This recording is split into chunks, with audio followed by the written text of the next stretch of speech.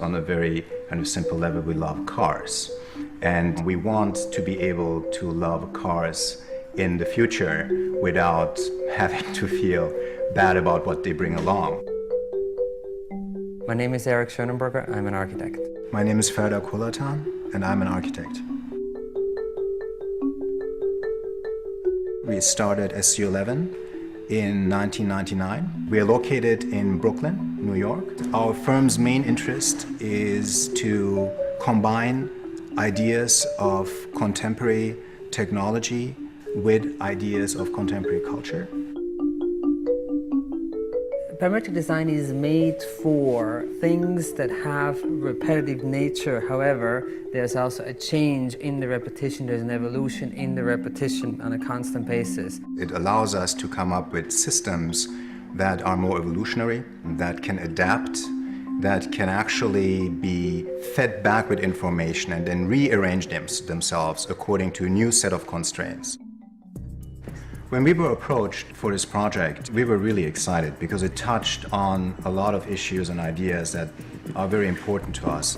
Every new technology comes with a package. It's something that formalizes it or manifests it. And at that point, it becomes a design problem. The journey towards a zero-emission future is a very fundamental switch from the way how transportation works today. We started off with a solar idea and light idea. The third aspect was always that it is a positive, exciting environment that promotes a zero-emission vehicle and makes it a desirable object. And it has to do with how you actually introduce a large-scale system into an already very, very complex condition, like an urban city, the scale and complexity of New York City, Manhattan. So immediately the idea came up that it would be a network where we as users would find reference to what kind of technology we're using and how we're actually protecting the environment. We began to research older eras of mobility. One of the examples we looked at was the GM Futurama, and we thought that there were actually groundbreaking new moments at that point. And so what are now the groundbreaking moments that need to be brought in to transform our thinking about how we move? How can we begin to express this kind of a transformation within the cities? The Manhattan grid was not designed for the car in particular, outside of Robert Moses's adjustments in terms of the highways, etc. It doesn't really have the ability to adapt by itself. How can we begin to carve out a niche within the existing grid and overlay a secondary organizational principle, one that is based on a nodal condition? So you begin in certain areas and then you web it together over time.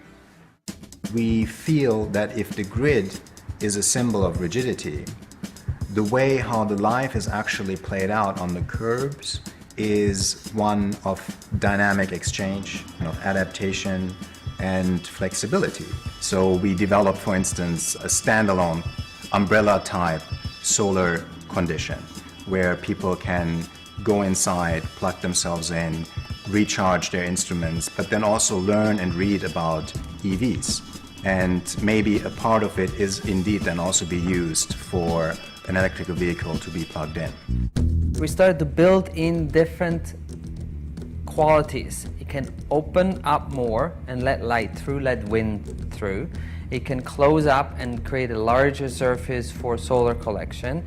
It can be thickened or angled more or less towards the sun.